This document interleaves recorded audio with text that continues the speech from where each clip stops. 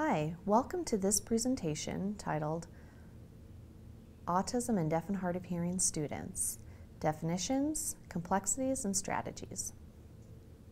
So who am I and why am I qualified to present on this topic? My name is Angie Lawson. I'm a clinical psychologist and I have deaf parents and I'm hearing. I graduated from Gallaudet University in 2008 with my PhD, and I'm also contracted with the Colorado School for the Deaf and the Blind, CSDB, and I work with students. I'm part of a team that uses the ADOS.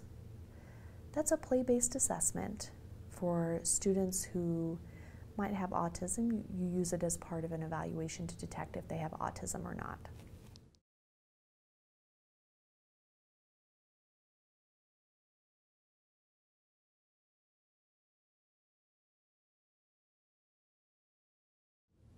So now I'm going to cover some definitions related to autism. Talking about the prevalence, what does that mean? That's like the percentage or how many you would expect in the deaf group compared with hearing group.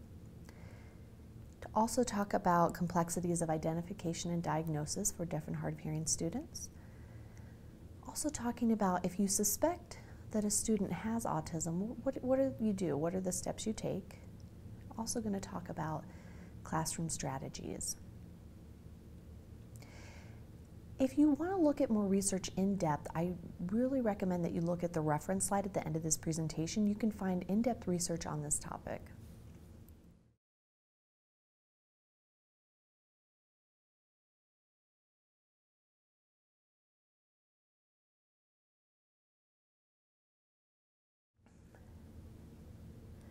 I'm going to talk specifically now about autism spectrum disorders, ASD abbreviated. What does that mean? That's one grouping label, and that encompasses previous diagnoses that before were separate, things like autistic disorder, Asperger's disorder, and pervasive developmental disorder called PDD-NOS, and now it just has one name called ASD. And that started in about 2013 when the DSM-5 came out. And they called it ASD, and they grouped it under one instead of putting it into separate diagnoses.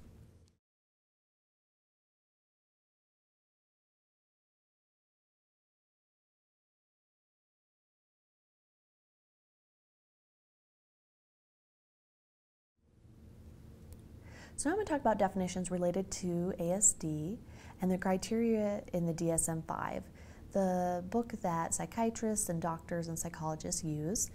So the first part of their criteria is that you need to have ongoing deficits in social communication, social interaction or reciprocity with other people. So I'm going to give you some examples. So it means that someone might have a hard time with turn-taking in conversations. Maybe they don't respond to social situations appropriately, or they have a decreased interest in interacting with others. Also, they might show some problems or difficulties with eye contact and body language. It doesn't really seem to match their verbal output. They're not integrated. You might notice also that the student has a hard time developing relationships with others. They don't have many friends, or maybe they don't have much interest in playing with others. They don't do a lot of imaginary play. They really like that structured. The second criteria in the DSM-5 is to look at the severity level. And how do you determine that? You have to look at social communication and the disruption in that, and also patterns of behavior that are limited or restricted.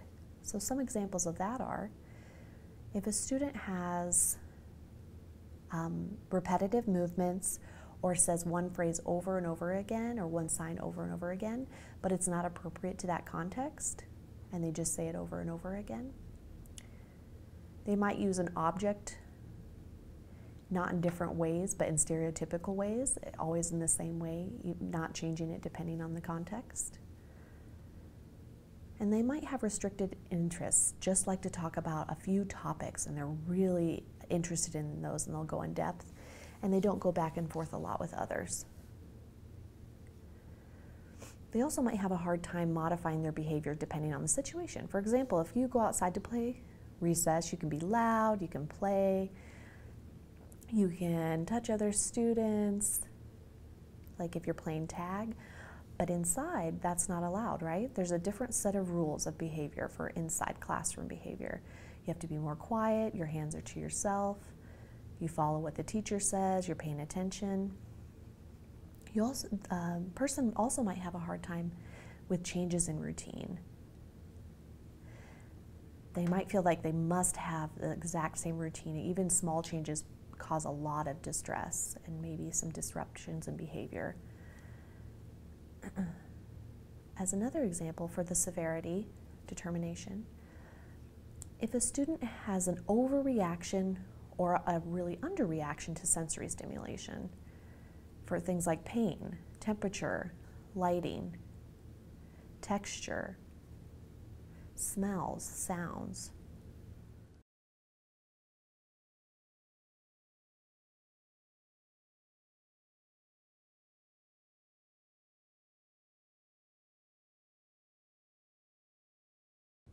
So there are 3 levels of severity. Level 3 means the student needs a lot of support, really significant. They might have a few words, they don't try to initiate interactions with other people, pretty restricted in their social interactions. You also might see them being really rigid to change, and they might have to have the same exact routine every day. Even small changes will really disrupt them, and they'll feel really upset.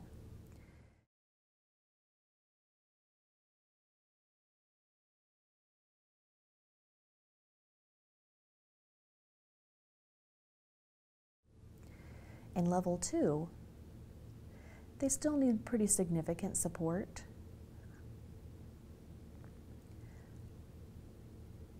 They might start conversations with others, but not often. And sometimes their response to social situations are inappropriate or atypical.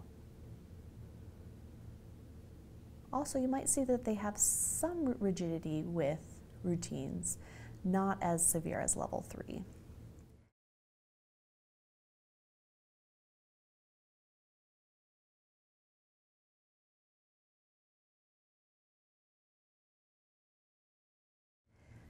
Level 1 severity level means they still need some support, and without support they will have a really hard time initiating interactions with peers or other people.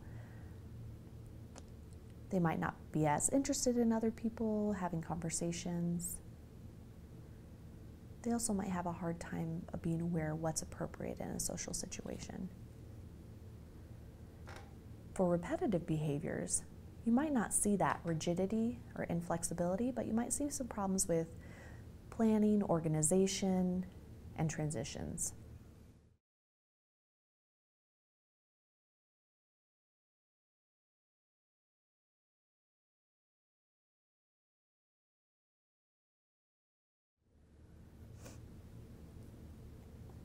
For an ASD diagnosis, you also must show some behavior in the early developmental period, not later. You need to see some evidence of it early on. You will also see a disruption in different areas of function, and you'll see that daily. So you need to see it at school functioning, home functioning, not just one setting. Also, if a student meets a lot of these criteria, but you need to make sure that it's not due to another disorder such as intellectual disability, general developmental delay, or not just because of social communication.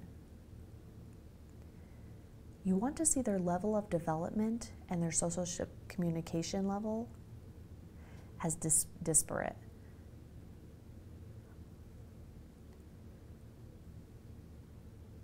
If they're disparate, they're more likely to get that ASD diagnosis. If they're pretty equal, their developmental level and their social communication level, it doesn't meet that criteria.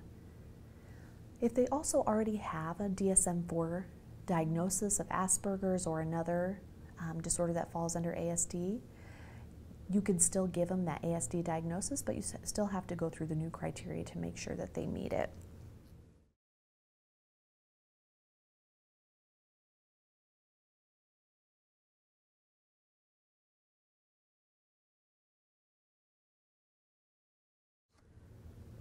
So who uses that diagnostic label? Medical professionals, psychiatrists, psychologists.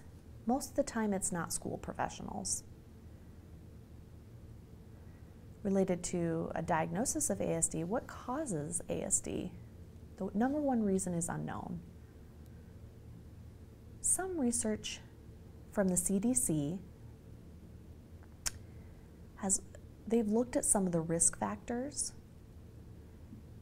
and they found that some of the risk factors include genetics. You might have a family member with ASD, like a brother or sister or parents, more likely to have ASD if they have it. Another risk factor is if you have other conditions such as Down syndrome or Fragile X syndrome, you're more likely to have ASD than in people without those conditions. Also, if the mother takes certain medications during the prenatal period, like thalidomide, that's a kind of medication, and the baby is more likely to have ASD than mothers who didn't take those types of medications. There's also some research related to the risk factors for the critical period, so right before birth, during birth, and right after birth. That time period, that critical time period, if something adverse happens, you can be more likely to have ASD than those who didn't have events during that period. Another risk factor is when a child is born to older parents, possibly over 40, they're more likely to be diagnosed with ASD than babies born to younger parents.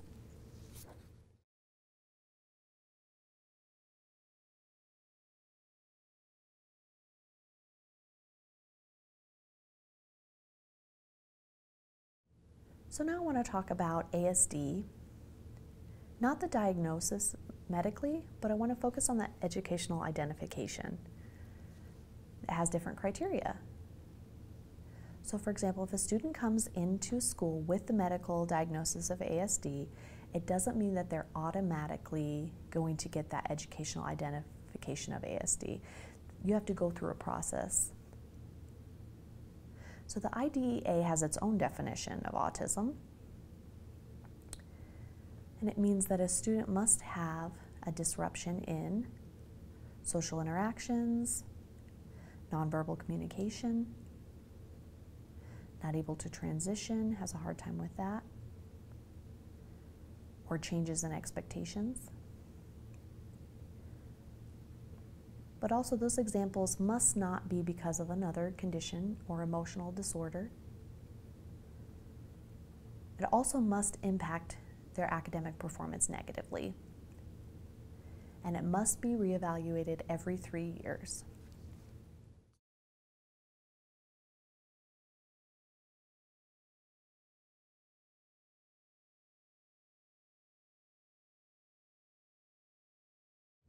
Interesting, some states have their own criteria. For example, here in Colorado, we have our own criteria. In 2014, a team of experts came together and wrote up a paper for Colorado's criteria for ASD. They wanted to use more current research and use people's expertise who are in the field to create new criteria only for Colorado. For example, part of their criteria is it must have a developmental disability that impacts social communication before the age of 3. They can show repetitive behaviors. They have a hard time transitioning or are inflexible with change. They have an atypical response to sensory experiences. And also, it must show that that student doesn't get educational benefit from social communication, social interaction, and have a hard time with change. Maybe they are preoccupied with objects or topics.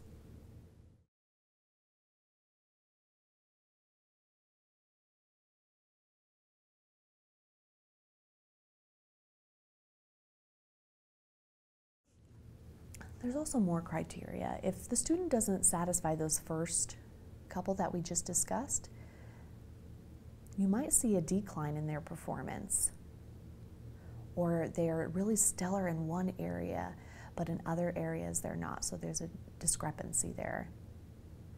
You might notice that their thought processes are atypical. They might have atypical responses to sensory stimuli. And they might not use objects appropriate to their age. They might use them the same in every situation. And they might show some stereotypical movement like flapping or different kind of behaviors like that.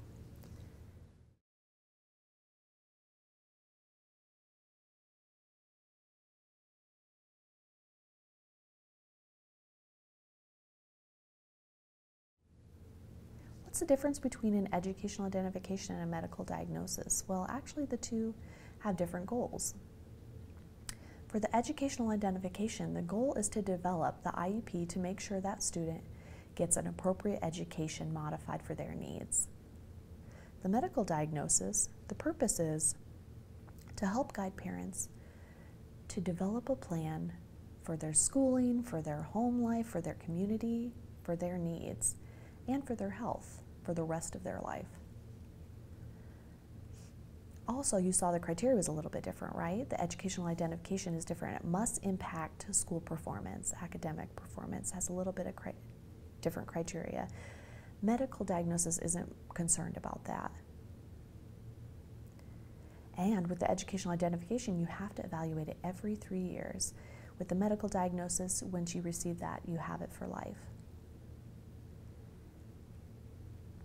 Some ways that they're different are the way that they're evaluated for autism or ASD. So the educational identification has academic performance, you do a family interview, do classroom observations, different kind of tests and screening tools. In the medical world, some of the same, but you're not looking so much at academic performance. They might include physical examination, genetics test, a neuropsych eval. It might include more than the educational identification. All right, also the setting where it's evaluated. For educational identification, you're looking at the school setting, you're looking at their behaviors in the classroom, more related to academic performance. In the medical diagnosis, you're looking at a doctor's office in that situation, in that environment, maybe a psychologist's office, in that professional setting.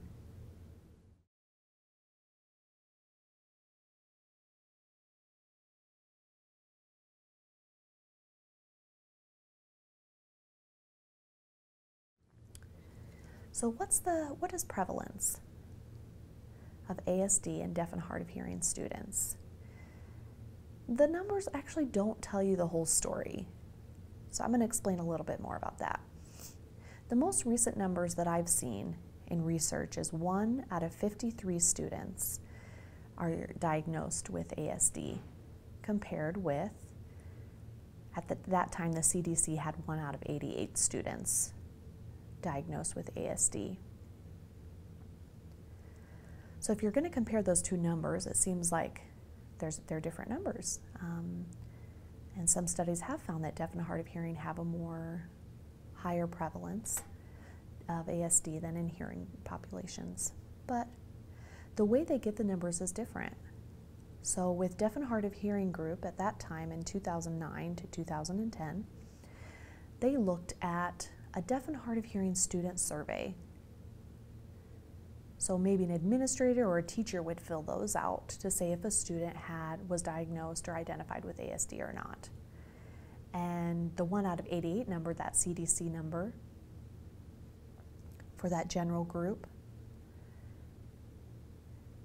they have a network of how they monitor those numbers. It has more rigorous methods and of what they include, and different types of data. So, and the way they get that number, it's always a little bit delayed. So that 1 out of 53 in 2009 to 2010, and the CDC, it was 1 out of 88 in that time, and it's already changed since then. So now the CDC says 1 out of 68, I'm pretty sure. But that number is based on network data from a few years ago. So now the numbers are really changing fast. And we always have a number based on a few years ago, not so current. So it's hard to know how to compare those numbers. But I think most people who work with deaf and hard of hearing students would agree that deaf and hard of hearing students probably do have a higher prevalence of ASD than in hearing groups. And why would that be? Because they're more likely to have other disabilities, other conditions that are related to ASD, different things like that.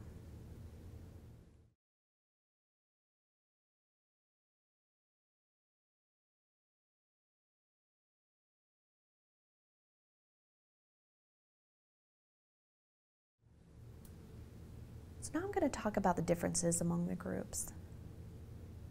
With prevalence for ASD with deaf and hard of hearing students. So you'll see a difference between the group that has some prenatal complications, so maybe the mother had CMV, meningitis. During pregnancy, they're more likely to have children with ASD than a group of mothers who didn't have those illnesses. Also, if a student already has an intellectual disability or low vision or another developmental delay, they're more likely to be diagnosed with ASD than students without those additional disabilities. Also interesting, with hearing levels, there are studies that have found that students with profound hearing loss, so more than 90 dB hearing loss, compared with other hearing loss groups, so mild, moderate, or severe, so that profound hearing loss group is more likely to be diagnosed with ASD than the other three. So it's curious, is it more that the students with profound hearing loss have behaviors that are more likely misunderstood or misinterpreted than the other groups, or is it a real difference? Could it be difference based on perceptions? Also, in the educational setting, we see students more likely to be in a residential or a school with a deaf and hard of hearing program, an inclusive program in a mainstream school, more likely to be diagnosed with ASD than students who are in a mainstream setting with an interpreter or with hearing peers.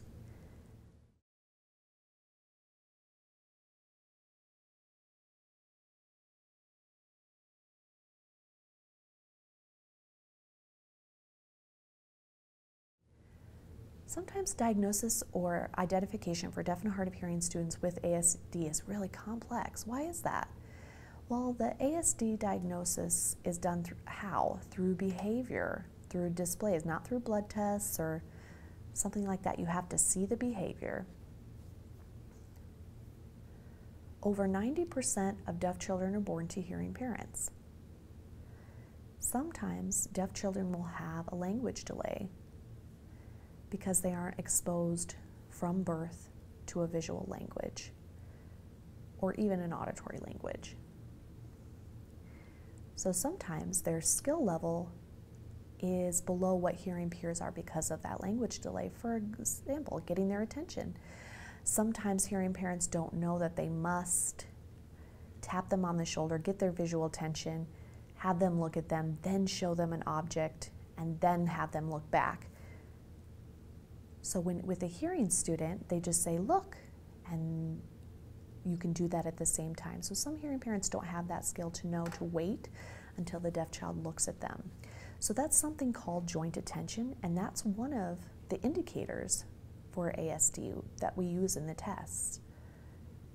So also with eye contact, sometimes we've noticed here at school at CSDB, if a student comes into preschool and they haven't had much exposure to language, they will avoid eye contact a lot, and many times. And it seems that sometimes the visual language is overwhelming to them. They can't maintain that eye contact for long periods of time, so they take breaks until they get used to it, until they've been here for about 2 to 3 months, and then we see them more looking, maintaining, and sustaining eye contact. For some of the tests that look at ASD, we're looking at, can the child look from another person's perspective? Do they know another person's thoughts or feelings? Without language, that's tough. If a child has a language delay, they may not understand that perspective yet. That might come later when they pick up more language. And these tests that are developed for hearing children. One of the items is to call the student's name. Does the student respond to sound? That's obviously not going to work for deaf students. Sometimes the test will see if the student has a hard time transitioning to routines, or are they inflexible. And sometimes if there is that language delay, a student doesn't want to change because they don't know what to expect. They feel a little bit lost of what they're doing. So without clear language and expectations, they might have a hard time transitioning, not because they have ASD, but because of that language delay.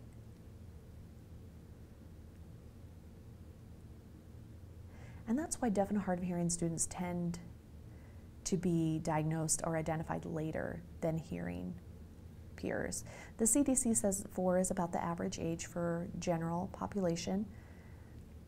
A diagnosis can be made accurately at age 2, but it tends to be a little bit delayed at age 4. With deaf and hard of hearing students, the average age is 5.5. So why is that important? Students with ASD tend to have better outcomes if they have early intervention. So if you start very young teaching more about social communication, how to interact with other people, they tend to have better outcomes later in life. But if you wait too long and you teach them, sometimes they're not able to improve as well.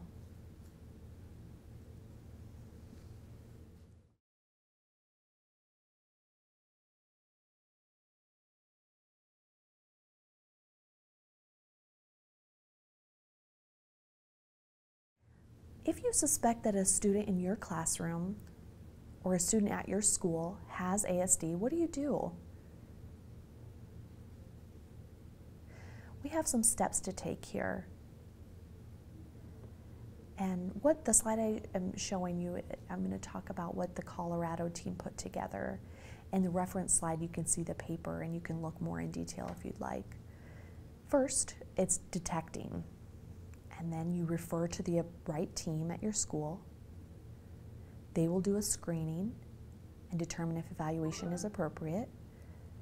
They have to work together with the family and school to determine the IEP, to collaborate, and then you would activate the plan. So I'm going to go in depth a little bit more on each one of these steps.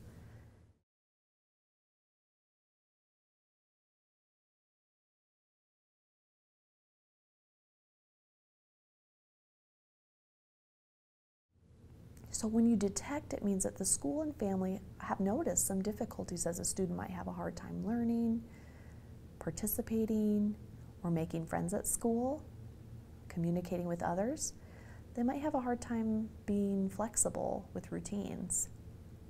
That detection stage, then you refer. You refer to your team. So look at your school's processes. Sometimes you might have an autism team, and that group evaluates and uses the ADOS or other assessments as part of the assessment. You might have a school psychologist that's part of your team, or an itinerant one that comes to your school once in a while. So you might refer to that person. And then that person will do the screening. And that's the part that might be classroom observations, filling out forms, determining if you need to move forward with the evaluation, or if you look at the results and they say, no, they don't meet enough criteria and it's time to drop it. So you went through that and it seems like it's not probable that they have ASD. If the screening does show, yes, they are at risk or probable to have ASD, then you move forward to that evaluation step. That evaluation, what's that for? It's for the educational identification I talked about before. It means you want to make sure that you satisfy that criteria for your state autism identification. And then you will collaborate or work together with family, with the school, whoever's involved in that evaluation to decide at the IEP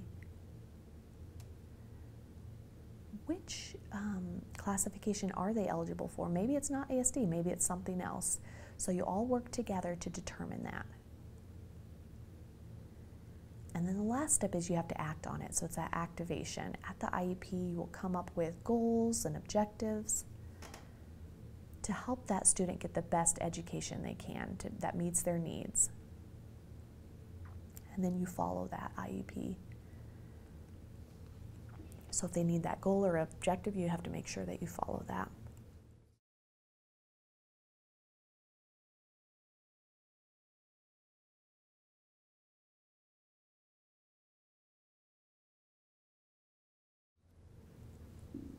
So I want to talk a little bit more about the evaluation step. With the assessments, they're not meant for deaf and hard of hearing students. The ADOS was developed for hearing students. So if you use assessments, you must have knowledge and a lot of expertise about deaf and hard of hearing students, and you must know how to adapt those measures. For example, if you're using the ADOS 2, that was a test I talked about, it's a play-based assessment. Many of the items on that are sound-based. You call their name. Can they respond to different situations? It means the evaluator must know a different way to get the same concept. To look at that and see what are you trying to get at, what theory. So at CSDB, we do have a team that uses the ADOS 2, and we all sat together and discussed and agreed on how we would modify the items. And we have many years of experience working with deaf and hard of hearing students. And we know what's typical for that age student, what it looks like. We know when a behavior doesn't really match typical age-appropriate deaf and hard of hearing behavior. Also, you know, with screening forms that people fill out, you think, oh, it's fine to fill those out. Well, for deaf and hard of hearing, most of the time, yes. But some of those items are not appropriate. You need to go through each item and make sure that it's appropriate for deaf and hard of hearing. So sometimes it might say, seems like they can't hear. Well, that doesn't apply to deaf and hard of hearing students. They really can't hear. So you have to figure out how to see if the score on that screening measure applies to deaf and hard of hearing students. Go through each item. That means you have to have a lot of expertise about deaf and hard of hearing students and their development. Also, if you call a parent to do a parent interview and you ask about developmental stages in the birth, things like that, for hearing, you can really follow those interview guides step by step. But with deaf and hard of hearing, you need to change it or add a lot of questions. For example, do you know what caused the deafness? When did you find out he or she was deaf? What language have they been exposed to at what age? What do you use at home? You need to know the types of questions to ask to make sure that you have the right context for the evaluation. Without that information, the student might have some behavior because of language delays, but you didn't know that because you didn't ask the right questions to the parents about their history and specifically to language. Also, for classroom observations, if a person came in to a deaf and hard of hearing classroom without having that expertise of deaf and hard of hearing student development, they might look and see all of the students, and they don't know if it's typical or atypical for that age. So that's why a person who's observing must know what's appropriate and what's not appropriate or atypical or typical for that age for deaf and hard of hearing students. Must have many experiences and knowledge of development for that age and for deaf and hard of hearing students.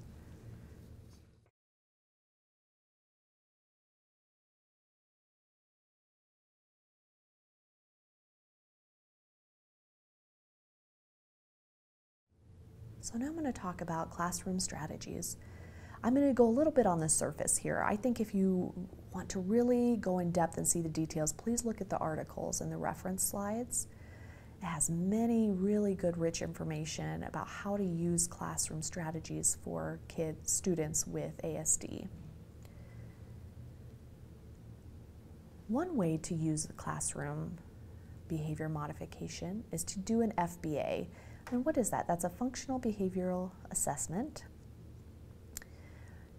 You might have a behavior specialist or a school psychologist who can do that for you. They come in and they observe students. And I do like FBAs because they are really suited to that individual student's challenges and their strengths. In that article by Zane and other authors, it was just published in 2014. They have a really detailed of what you do in the FBA. There's not enough time to go into FBAs right now, but I like that idea of doing an FBA to create strategies for a specific student. Also, you might want to think about different ideas for students with ASD. For example, you might have to lower the language requirements or expectations. So keep language basic, short, concise, direct for that student. Don't say long sentences that they need to follow. Your message might get lost. Make sure to keep it brief and direct. Also, make sure that the classroom is visually accessible. So that means have the rules and expectations posted in appropriate language level for that student. And not too much clutter. So if you have too much clutter on the walls, some studies have found that students with ASD are easily distracted by that. So have a clean classroom with the rules and expectations posted. Also, you might have to hide that student's preferable item. Let's say they're preoccupied with trains or dinosaurs. You might have to hide those because the student will become distracted by that during classroom time. It's also important to set up routines. Same every day. Have a visual calendar or a visual schedule for one day. One tip with that is make sure that if you have that individualized schedule, not to make it too specific. And what's the reason behind that? Well, if you put you'll meet with Mr. Smith at 1 o'clock and it happens that Mr. Smith is out that day and there's a sub, then that student might become upset because they were expecting to see Mr. Smith at 1 o'clock. So their expectations aren't satisfied with that. So keep it as general as you can, but still clear. Also, you might need to do more individualized instruction with students depending on their needs.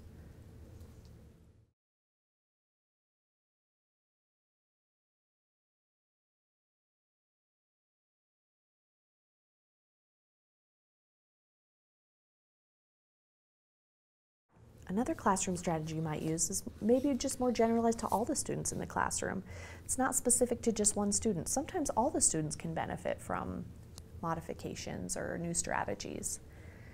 For example, if you wanted to use one tool called Get Ready, Do, Done, I like that tool.